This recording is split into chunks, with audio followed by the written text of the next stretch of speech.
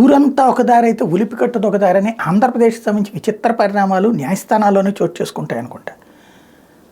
ఋషికొండ మీద కొండ తవ్వి అక్కడ భవనం ఆల్రెడీ ఉన్న భవనం ప్లేస్లో ఇంకొక భవనం రీప్లేస్ చేస్తేనేమో అది పర్యావరణానికి ప్రమాదం. అదే అమరావతిలో వేల ఎకరాల భూమిని 3 పంటలు పండేటటువంటి భూమిని తీసి మారిస్తేనేమో ఏ పర్యావరణానికి ఏ ప్రాబ్లం రాదు. ఇదొక విచిత్రం. అట్లా గతంలో హైకోర్టు దగ్గరలో ఉన్నటువంటి కృష్ణానదిలోనే ఇసుక మిషన్లతో తవ్వుకెళ్తే అందులో ఏ ప్రాబ్లం లేదు, అది ఎన్జీటీనే చూసుకుంటుంది.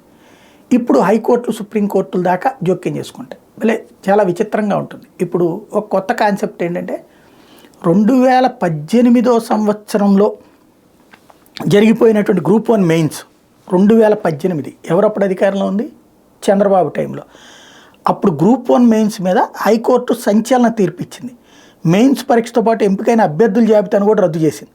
ప్రశ్నాపత్రాల డిజిటల్ వాల్యుయేషన్ మీద పలువురు అభ్యర్థులు హైకోర్టును ఆశ్రయిస్తే ప్రశ్నాపత్రాలను పలుమార్లు మూల్యాంకనం చేయడం చట్టవిరుద్ధమని న్యాయస్థానం చెప్పింది.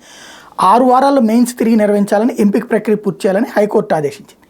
అంటే 2018లో ఇచ్చినటువంటి దానికి వాళ్ళు ఉద్యోగాలు కూడా చేసుకుంటుంటే ఉద్యోగాలు చేసిన వాళ్ళందరూ ఇప్పుడు అనర్హులు అయిపోతారు.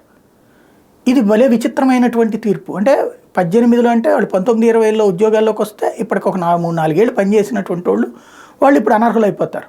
దీని మీద ఇప్పుడు అప్పీలుకి వెళ్తున్నది రాష్ట్ర ప్రభుత్వం. అప్పుడు సరిగ్గా దిద్దలేదని ఇప్పుడు వేస్తే, చిన్నప్పుడు సరిగ్గా చూడలేదని ఇప్పుడు శిక్ష వేసినట్టు ఉంటుంది. ఏం జరుగుద్దో చూడాలి.